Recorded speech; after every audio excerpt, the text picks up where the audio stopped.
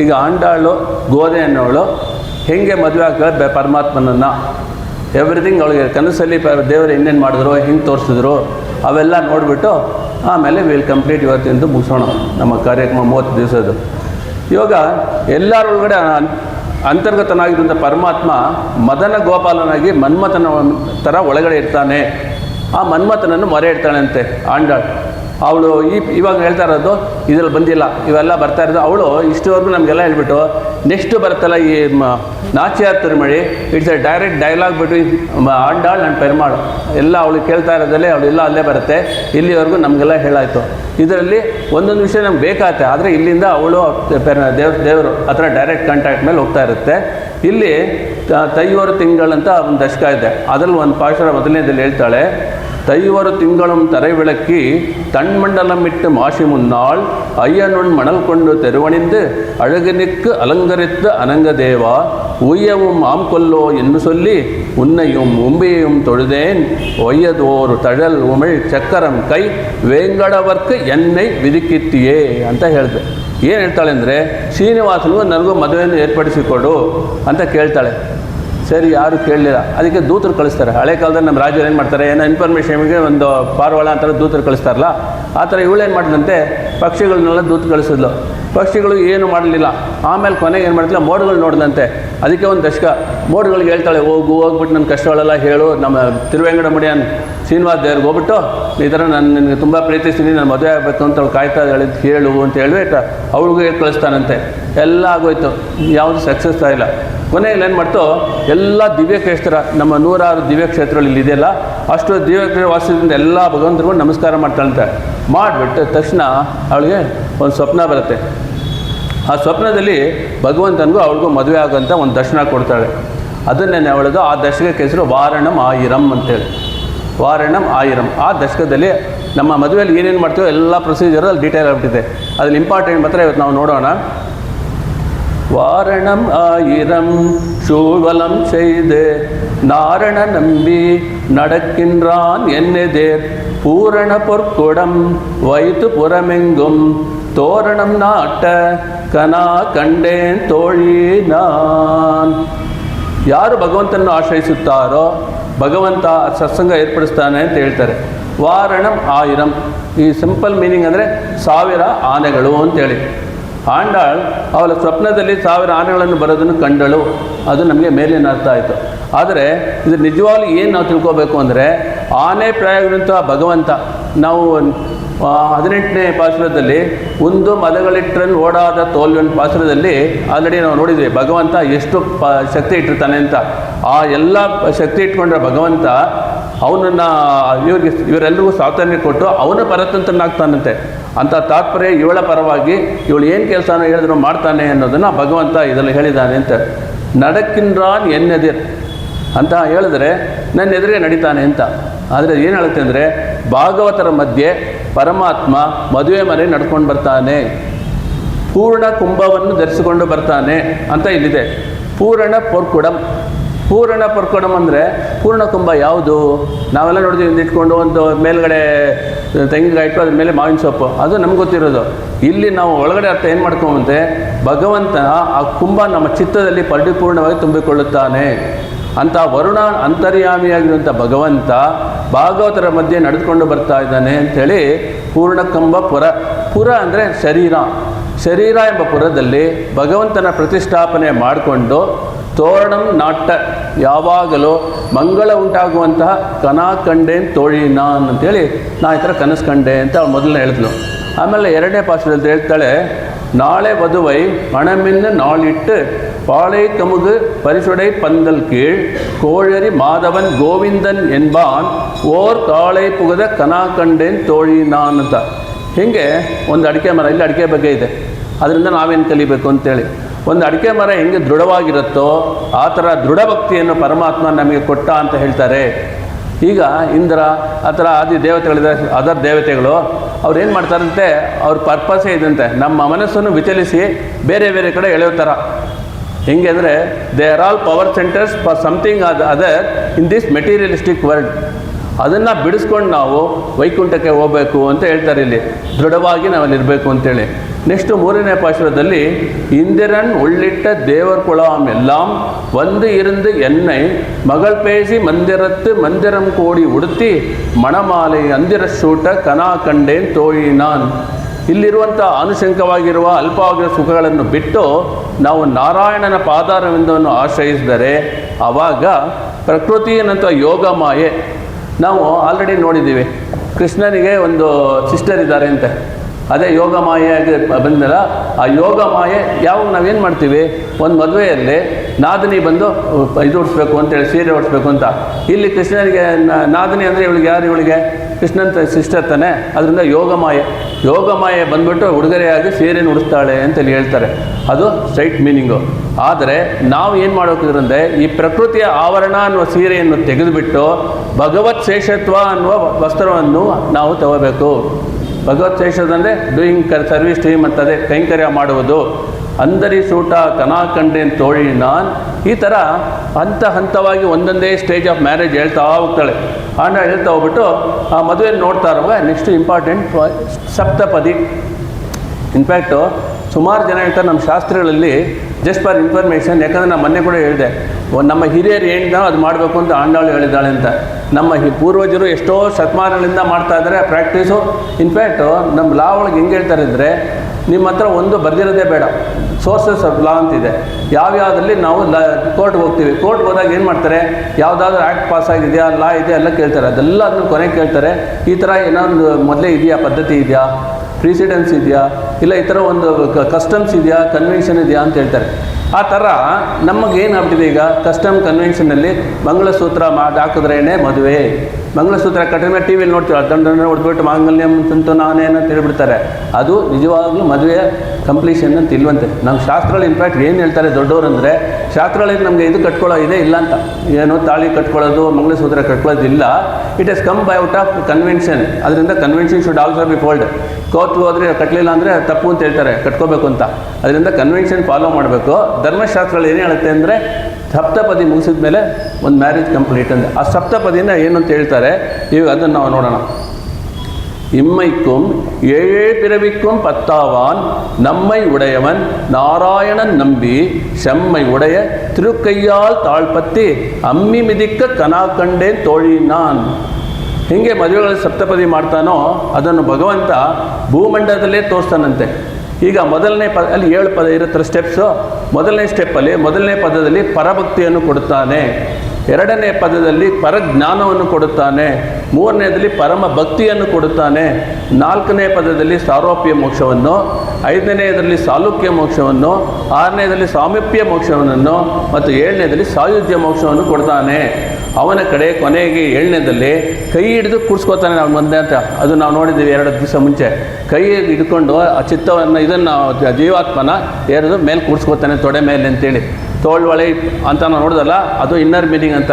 ಅದೇ ತಮ್ಮ ತೊಡೆಯಲ್ಲಿ ಕೂಡಿಸ್ಕೋತಾನೆ, ಅವನ ಕೈ ನಮ್ಮ ಕೈ ಸ್ಪರ್ಶ ಆದಾಗ ಅದು ನಾವು ನೋಡಿದ್ವಲ್ಲ. ಆ ಥರ ಕೊನೆ ಸ್ಟೆಪ್ ಆದಾಗ ನಮ್ಮನ್ನು ಅವ್ರ ಹತ್ರ ಕರ್ಕೊಂಡು ಹೋಗ್ತಾನೆ ಅನ್ನೋದು ಅಲ್ಲಿ ನಾವು ಪ್ರಾಮಿಸ್ ಮಾಡ್ತೀವಿ. ಅದು ಆ್ಯಕ್ಚುಲಿ ಏನು ಮಾಡ್ತೀವಿ ಅಂದರೆ, ನಾವು ವಧು ವರ ಮತ್ತು ಈ 7 ಸ್ಟೆಪ್ ಮಾಡುವಾಗ ಒಂದೊಂದು ನಾವು ಹೇಳಿ ಮೀನಿಂಗ್ ಹೇಳ್ತಾರೆ. ಸುಮಾರು ಈ ಕಾಲದಲ್ಲಿ ಪುರೋಹಿತರು ಇಂಟ್ರೆಸ್ಟ್ ಇರೋದ್ರಿಂದ ಎಲ್ಲರಿಗೂ ಮೀನಿಂಗ್ ಜೊತೆಗೆ ಹೇಳ್ತಾರೆ. ಅದರಲ್ಲಿ ಇವೆಲ್ಲ ಹೇಳ್ತಾರೆ. ಇದರ ಕೊನೆಯಲ್ಲಿ ನಾವೆಲ್ಲ ಮಾಡಿದ್ರೆ ಪರಮಾತ್ಮ ನೀವು ಒಟ್ಟಿಗೆ ರೀತಿ ಅದಕ್ಕೆ ಕೈ ಬಿಡಬಾರ್ದು ಅಂತಾರೆ. ಆ ಟೈಮಲ್ಲಿ ಒಬ್ರಿಗೊಬ್ರು ಇಟ್ಕೊಂಡೇ ಹೋಗ್ಬೇಕು. 7 ಯಾವಾಗಲೂ ಟುಗೆದರ್ ವಿಲ್ ಬಿ ಅನ್ನೋದನ್ನು ಅಲ್ಲಿ ಇದು ಮಾಡಿ, they are promising in front of ಅಗ್ನಿ. ಅದು ಬೇರೆ, ನಮ್ಮಲ್ಲಿ ಎಲ್ಲದಕ್ಕೂ ಪ್ರಾಮಿಸ್ ಮಾಡೋ ಅಗ್ನಿ ಮುಂದೆ ಮಾಡಬೇಕು. ಅದಕ್ಕೆ ಅಲ್ಲಿ ಇರುತ್ತಲ್ಲ ಹೋಮ, ಅದ್ರ ಮುಂದೆ 7 ಸ್ಟೆಪ್ ಮಾಡೋದ್ರಿಂದ that is the conclusion of marriage from our ಧರ್ಮಶಾಸ್ತ್ರ ಪ್ರಕಾರ ಅಂತ ಹೇಳ್ತಾರೆ ಇಲ್ಲಿ. ಅಲ್ಲಿ ನಾವೆಲ್ಲ ನೋಡಿ, ಇದು ಸಪ್ತಪದಿ ಆಯಿತು. ಇನ್ನೊಂದು ಇಂಪಾರ್ಟೆಂಟ್ ಇವೆಂಟ್ ಏನು ಅಂದರೆ, ಒಂದು ಕಲ್ಲಿಟ್ಟಿರ್ತಾರೆ, ಅಮ್ಮಿ ಅಂತೀವಿ ತಮಿಳಲ್ಲಿ. ಕನ್ನಡದಲ್ಲಿ ಒರಳು ಕಲ್ಲು ಅಂತಾರೆ. ಅದು ಒರಳು ಕಲ್ಲಲ್ಲಿ ಆ್ಯಕ್ಚುಲಿ ಹಿಂಗೆ ಮಾಡ್ತಿದ್ದು ಹಳೆ ಕಾಲದಲ್ಲಿ ಅದಕ್ಕೆ ಏನು ಹೇಳ್ತಾರೆ ಅಂತ ಒರಳು ಕಲ್ಲು ಅಂತ ಹೇಳ್ತಾರೆ ಎಲ್ಲರೂ. ಅಮ್ಮಿ ಅನ್ನೋದು ಇಷ್ಟು ದೊಡ್ಡ ಕಲ್ಲಿರುತ್ತೆ. ಅದರಲ್ಲಿ ಹಳೆ ಕಾಲದಲ್ಲಿ ಮಿಕ್ಸಿ ಇರಲಿಲ್ವಲ್ಲ, ಕೈಯಲ್ಲಿ ಒಂದು ಕೋಲಿ ಥರ ಇರುತ್ತೆ. ಅದನ್ನ ಇಟ್ಕೊಂಡು ಹಿಂಗೆ ಮಾಡಿದ್ರೆ ಸ್ಮಾಲ್ ತಿನ್ಸ್ ಅದರಲ್ಲೇ ನಾವು ಅರ್ದ್ಬಿಟ್ಟು ಸಾಂಬಾರೆಲ್ಲ ಮಾಡ್ತೀವಿ ನಮ್ಮ ಮನೇಲೂ. ಆ ಅಮ್ಮಿನೂ ಇರ್ತಾರೆ. ಒಂದು ಮದುವೆ ಹೋದ ತಕ್ಷಣ ಅಮ್ಮಿ ಇದೆ ಅಂತ ಹಿಂದಿನ ದಿವಸ ಕೇಳ್ತೀವಿ. ಯಾಕಂದರೆ ಅದಿಲ್ಲದೆ ಅದು ಆಗೋಕ್ಕಲ್ಲ. ಅದು ಇಂಪಾರ್ಟೆಂಟ್ ಒಂದು ಈವೆಂಟು. ಅಮ್ಮಿ ಮಿದಿಕ್ಕ ಅಂತ ಹೇಳಿದೆ ಇಲ್ಲಿ. ಅಮ್ಮಿ ಮಿದಿಕಂದರೆ ಮದುವೆ ಸಮಯದಲ್ಲಿ ಆ ಅಮ್ಮಿಯ ಮೇಲೆ ಆ ಕಲ್ಲು ಮೇಲೆ ಏನು ಮಾಡ್ತಾರೆ, ಪಾದವನ್ನು ಇಡಿಸ್ತಾರೆ ವಧು ಹತ್ರ ಇಟ್ಬಿಟ್ಟು ಹೌದು ಒಂದು ಇದಾಗ್ತೀವಿ ನಾವು ಟೋ ರಿಂಗ್ ಅಂತೀವಲ್ಲ ಅದನ್ನು ಹಾಕ್ತೀವಿ. ಅದು ಏನು ತೋರಿಸುತ್ತೆ ಅಂದರೆ ಅಮ್ಮಿ ಮಿದಿತ್ತ ಅಂದರೆ ದೃಢತ್ವವನ್ನು ತೋರಿಸುತ್ತೆ. ಆ ಥರ ಭಗವತ್ ಭಕ್ತಿಯಲ್ಲಿ ನಮಗೆ ದೃಢತ್ವವನ್ನು ಪರಮಾತ್ಮ ಕೊಡ್ತಾನೆ. ಆಮೇಲೆ ಇದೆಲ್ಲ ಆದಮೇಲೆ ಏನು ಮಾಡ್ತಾರೆ, ಅವರು ಒಂದು ಇವರ ನಮ್ಮ ಯಾರೇ ತಾಳೆ ಗರ್ಲು ಅವ್ರ ತಮ್ಮ ಒಂದು ಹೋಮ ಮಾಡ್ತಾರೆ. ಆ ಹೋಮದ ಹೆಸರು ಲಾಜ ಹೋಮ ಅಂತೇಳಿ. ಅವ್ನು ತಗೊಂಬಂತ ಏನು ಮಾಡ್ತಾನೆ, ಪುರಿ ಇಟ್ಟಿರ್ತಾರೆ. ಪುರಿ ತೊಗೊಂಡು ಅವ್ರ ಕೈಲಿ ಹಾಕ್ತಾರೆ, ಅದನ್ನು ಮಂತ್ರ ಹೇಳ್ಬಿಟ್ಟು ಇದರಲ್ಲಿ ಹಾಕ್ತಾರೆ ಇವರು ಗಂಡು. ಆ ಇದಕ್ಕೆ ಏನು ಹೇಳ್ತಾರೆ ಅಂದರೆ ಲಾಜ ಹೋಮ ಅಂತ ಹೇಳ್ತಾರೆ. ಅದರಲ್ಲಿ ಏನು ಹೇಳ್ತಾರೆ ಇಲ್ಲಿ ಅಂತ ಹೇಳಿದ್ರೆ, ಈ ಲಾಜ ಹೋಮನ ಹೇಳುವಾಗ ವರಿಸಲೆ ವಾಳ್ಮುಗತ್ತು.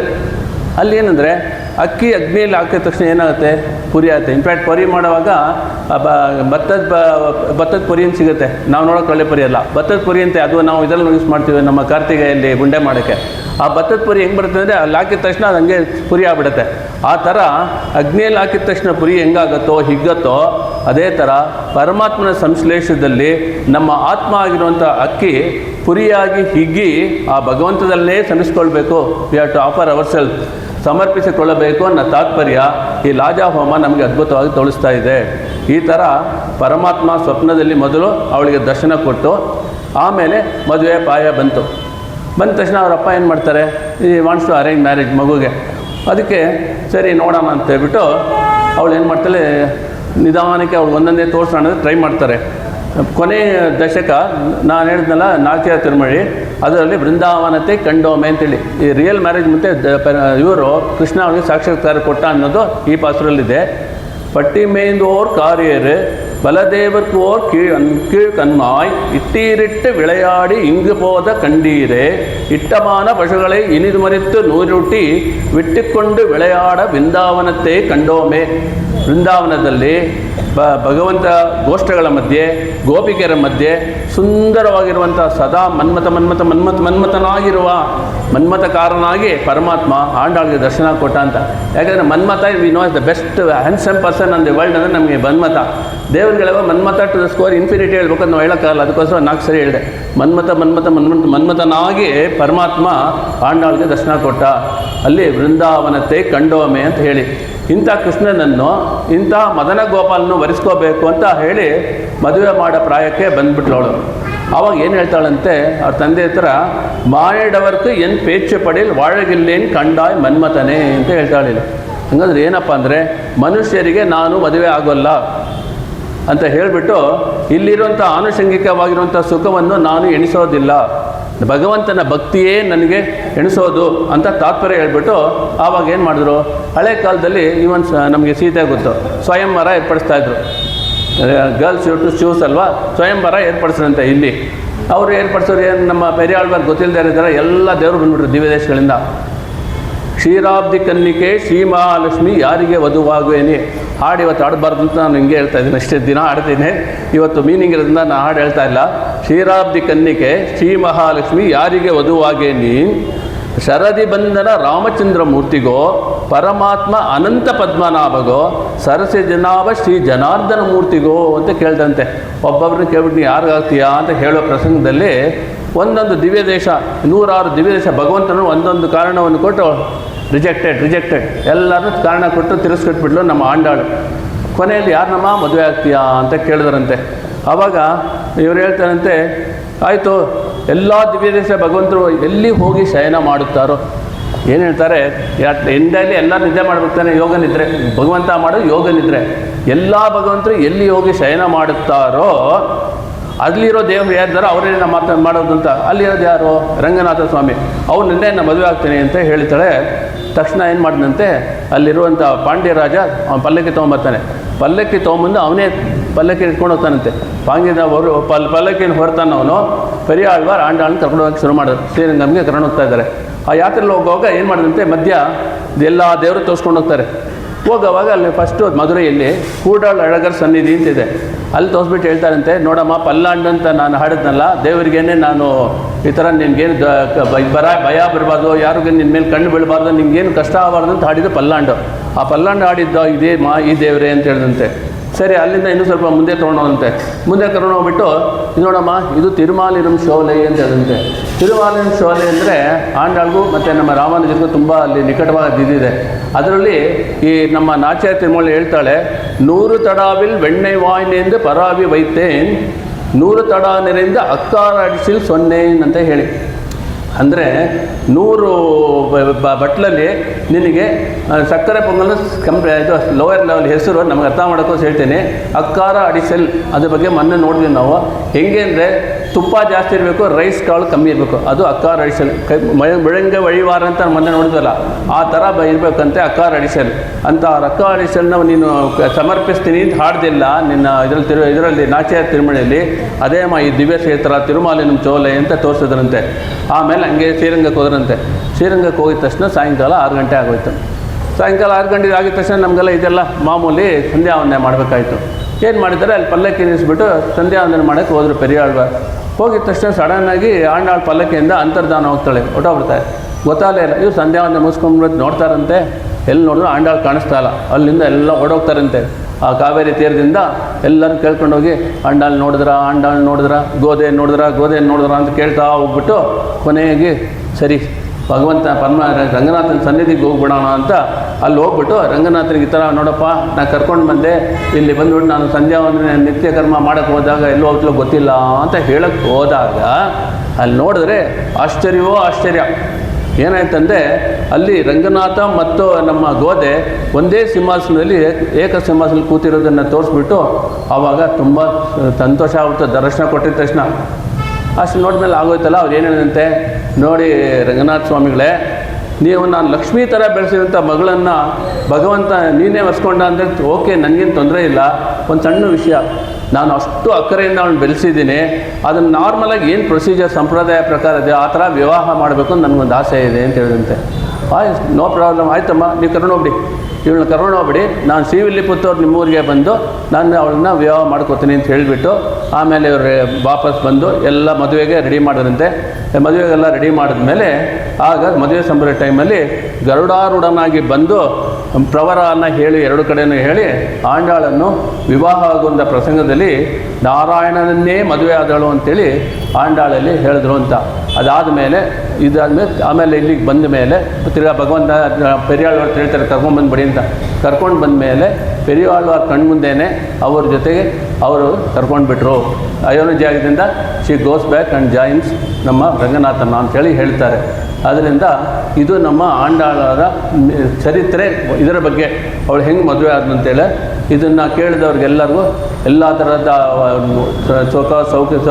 ಸೌಕರ್ಯ ಎಲ್ಲ ಬರುತ್ತೆ ಅಂತೇಳಿ ಫಲಶ್ರುತಿಯಲ್ಲಿ ಹೇಳಿದ ಈಗ ನೋಡಿದ್ದೆಲ್ಲ ಬರುತ್ತೆ. ಶತಮಕಮಣಿ ನೀಲ ಚಾರು ಕಲ್ಲಾರ ಹಸ್ತ ತನಬರ ನಮಿತಾಂಗಿ ಸಾಂದ್ರ ವಾತ್ಸಲ್ಯ ಸಿಂಧು ಅಲಕವಿನಿತಾಭಿ ಕೃಷ್ಣರ ಸಗ್ಧರ ಕೃಷ್ಣನಾಥ ವಿಲಸತಿ ಹೃದಿ ಗೋದ ವಿಷ್ಣು ಚಿತ್ತಾತ್ಮಜನಃ ಆಂಡಾಳ್ ತಿರುವಡಿಗಳೇ ಶರಂ ಆಳ್ವಾರ್ಗಳ್ ತಿರುವಡಿಗಳೇ ಶರಣಂ. ಈ 30 ದಿವಸದ ಪಾರಾಯಣದಲ್ಲಿ ಪಾಲ್ಗೊಂಡ ನಿಮ್ಮೆಲ್ಲರಿಗೂ ಸದಾ ಸರ್ವಕಾಲ ಭಗವಂತನ ಅನುಗ್ರಹ ಇರುತ್ತಲೇ ಇದೆ. ಇನ್ನು ಮುಂದೆಯೂ ಆ ಭಗವಂತ ಆಯುರ್ ಆರೋಗ್ಯ ಸೌಖ್ಯವನ್ನು ನೀಡುತ್ತೆಂದು ಪ್ರಾರ್ಥಿಸುತ್ತೇನೆ. ಈ 30 ದಿವಸ ಪಾರಾಯಣವನ್ನು ಹಾಗೂ ಈ ಲಘು ಉಪನ್ಯಾಸವನ್ನು ಮಾಡಲು ಸಹಾಯ ಮಾಡಿದ ದೇವಸ್ಥಾನದ ಆಡಳಿತ ಮಂಡಳಿಗಳಿಗೂ, ಎಲ್ಲ ಅರ್ಚಕರು ಮತ್ತು ಅವ್ರ ಮನೆಯವರಿಗೂ ಹಾಗೂ ಭಾಗವತರಿಗೆಲ್ಲರಿಗೂ ನನ್ನ ಕೃತಜ್ಞತೆಯನ್ನು ಹೇಳ್ತಾ ಇದ್ದೀನಿ. ಹಲವಾರು ದಿನ ಎಷ್ಟೋ ಭಾಗವತರಲ್ಲಿ ನಮಗೆ ಬಂದು ಪ್ರಸಾದ ಕೈಂಕರ್ಯ ಮಾಡಿದ್ದೀರಾ. ನಿಮ್ಮೆಲ್ಲರಿಗೂ ನನ್ನ ಧನ್ಯವಾದಗಳು, ಕೃತಜ್ಞತೆಗಳು. ಪ್ರತಿದಿನ ಕುರ್ಚಿಗಳನ್ನು ಹಾಕಿ ನಮಗೆಲ್ಲ ಹೆಲ್ಪ್ ಮಾಡಿದ ಸೆಕ್ಯೂರಿಟಿ ಸಿಬ್ಬಂದಿಗಳಿಗೂ ನಮ್ಮ ಕೃತಜ್ಞತೆಗಳು. ಈಗ ಈ ನನ್ನ 1 ತಿಂಗಳ ಯಾಗದಲ್ಲಿ ದೇವರೇ ನಮಗೆ ನಡೆಸ್ಕೊಟ್ರು. ಮೊದಲನೇ ಸಹ ನಾವು ಪ್ರಾರ್ಥಿಸ್ಕೊಂಡ್ವಿ, ಹೆಂಗಾದರೂ ಎಡೆಬಿಡದೆ ಈ 30 ದಿವಸ ಯಾಗ ಮುಗೀತು ಅಂತ. ಯಾಗ ಸಕ್ಸಸ್ಫುಲಿ ಮುಗಿದಿದೆ. ಅದಕ್ಕೆ ನೀವೆಲ್ಲರೂ ಕಾರಣ. ಅದ್ರ ಜೊತೆಗೆ ಇನ್ನೊಬ್ಬರು ನನ್ನ ಬೆನ್ನೆಲುಬು ಥರ ಇದ್ದರು.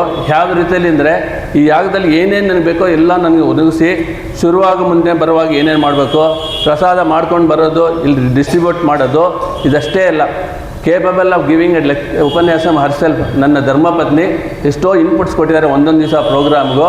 ಅವ್ರಿಗೂ ನನ್ನ ಕೃತಜ್ಞತೆಗಳನ್ನು ಹೇಳಿ ಈ ವರ್ಷದ ತಿರುಪಾವಿ ಉಪನ್ಯಾಸ ಮಾಲಿಕೆಯನ್ನು ಪೂರ್ಣಗೊಳಿಸುತ್ತೇನೆ. ಸರ್ವಂ ಶ್ರೀ ಕೃಷ್ಣಾರ್ಪಣಂ ಅಸ್ತು.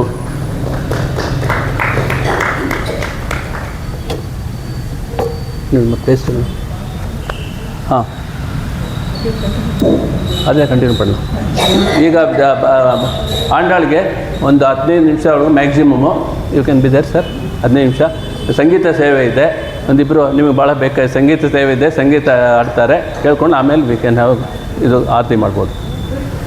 ಆಯಿತು.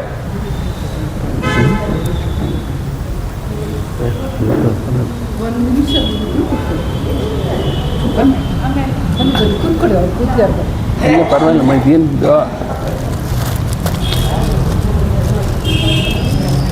ಒಂಟು ಕೊಡ್ತು ಅದಕ್ಕೆ ಅದು ಇಲ್ಲ ಕೊಟ್ಟು ಒಂದು ಇದು ಹೊರಟು ಕೊಡು சேர் வேணுமா சொல்லுமா. இங்கே உட்காந்துறியா? நான் பண்ணலாமே. பின்ன அதை வச்சு நான் பிடிங்க. இல்லை இங்கே உட்காட்டு விடுங்க.